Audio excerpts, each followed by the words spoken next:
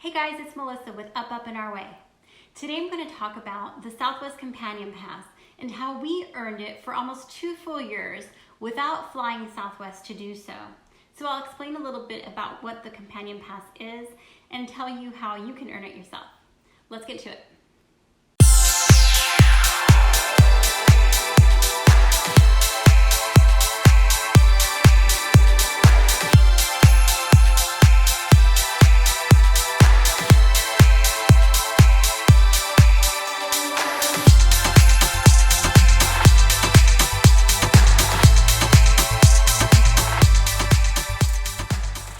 Okay, so what is the Southwest Companion Pass? The Companion Pass allows you to take a person with you for free anytime that you travel. I know a lot of airlines have companion passes where it's good for one time only, so you can only take a person with you on one flight for free. But the Southwest Companion Pass allows you to take a person with you for as long as you have that Companion Pass. So it's a pretty cool benefit to have, and I'm going to talk a little bit about why this is a pretty easy travel hack and how redeeming is super simple. The Companion Pass can be earned by flying 100 flights in a calendar year or by earning 125,000 rapid reward points in a calendar year. Okay, so first, how did we actually earn the Southwest Companion Pass? We earned it by signing up for credit cards. Surprise, surprise. We ended up applying for 2 different cards, both under Enrique's name. We have a business card and we have a personal card that allowed us to earn enough points to get us close to that 125,000 points needed to earn the Companion Pass. And you may say, well, Melissa, I don't have a business, so how can I apply for a business credit card? The truth of the matter is you probably have something going on in your life that counts as a business. A lot of people these days have side hustles. So you may be selling things on eBay, or you might have some kind of direct sales association and you're selling things on Facebook or on Instagram. Others have a YouTube channel. So there are a lot of different ways that you're trying to make money, and you can use that as a business. It's just that you need to be careful in the way that you apply for that business card. You want to make sure that unless you have a business that is actually registered with a tax ID number and a fictitious business name, you want to make sure that you are applying as a sole proprietor using your social security number, and use your name as the name of the business. Don't make up some business name, because that will get you an easy rejection. So my recommendation is to apply for the business credit card first. And the reason that I say that is because Chase is starting to crack down on business cards, and when the pandemic started, they were basically denying a lot of different business cards unless you were really established and had an established banking relationship with them. They have eased up on the restrictions, but I would hate for you to apply for the personal card and then you come to apply for the business card and then you're rejected. So if it's not going to work for you, I'd rather not work for you on the outset. So apply for the business card. There are 2 different cards available. One will earn you 60,000 points and the other will earn you 70,000 points. Okay, and then you are going to apply for a personal card. There are 3 different options for the personal card, so you just need to see what works best for you. But all 3 of them have a 40,000 point sign-up bonus. So depending on what card you go with on the business side, you will have either 100,000 points or 110,000 points. And you will need to hit minimum spend to get each one of them. The lowest on the personal side is $1,000 to spend, and on the business side it's $3,000. So you're already going to have 4,000 minimum extra points that you will have towards that Companion Pass to hit that 125,000 point mark. Now there's still going to be a gap for you to make up, and that may not be the case because by the time that you apply, there may be some kind of special offer. They tend to raise and lower the points that are offered. And I think that when we applied for the personal card, we had a higher bonus. So it's possible by the time that you applied that this could happen. Okay, now speaking about when you apply, it's November right now. This is probably a great time for you to get started on this. And let me explain why. So remember I told you that we've had the Companion Pass for almost 2 years. Well, the reason why is because we earned those points early in the calendar year.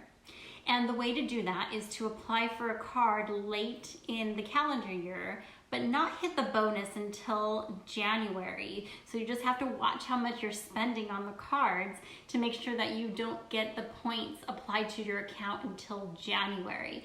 If you can make it all work in January where your bonus points hit and you earn those 125,000 points in January, you will have the card from January till December of next year, and then January to December of the following year.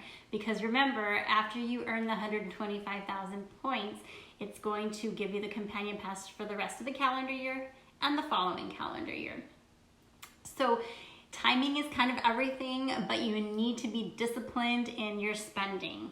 And speaking of disciplined, as I've talked about before in previous videos, it's very important that you pay your balances in full every month and really don't go and spend money on things that you weren't going to buy anyway. The goal here is just to use the credit cards for things that you're already purchasing. And there are so many ways that you can purchase things with credit cards that sometimes you don't even think about, like certain utility bills and so forth. Okay, so we talked a little bit about there being a gap between the bonus points that you're going to earn with the sign-up bonus and hitting that 125,000 point mark to earn the companion pass. So other suggestions on how you can earn additional points to hit that 125,000 points is using their travel partners. So what I've noticed lately is Southwest is offering a lot of deals. For example, right now my Southwest card gives me 5 times the points on groceries and on Amazon, and that counts towards the companion pass. Also, they have some partners that if you spend with, you will earn towards the companion pass. And then referrals, if you have friends that might be interested, you can earn additional points by referring friends to the card. And speaking of referrals, I would be super appreciative if you were to use the link in our description to apply for a card if you decide to do so. Okay, so now you have the companion pass. Now what do you do? All right, so it's super easy to book a flight using your companion pass. And just to explain, we actually just went to Cancun and we booked our flights using the companion pass.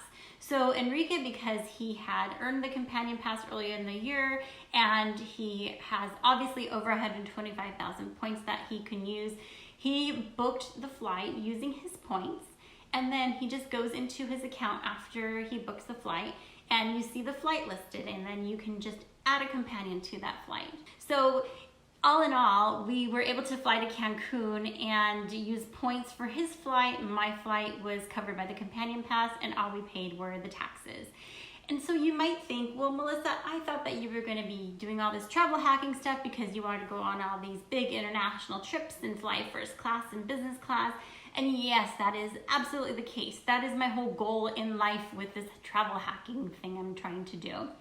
But the truth of the matter is that the Southwest Companion Pass comes in handy. Number one, it's super easy. It didn't take a lot for me to really earn it or think about how I'm going to redeem the points, because it's just easy. You're not searching all over the place trying to find the best redemption and are there seats available and so forth.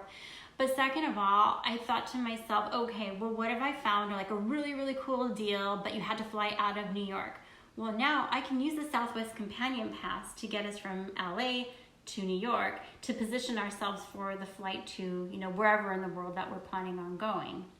So even if your travel goals are to go internationally, you still have the option to use the Southwest Companion Pass to position yourself to the airport that might make more sense for that particular flight.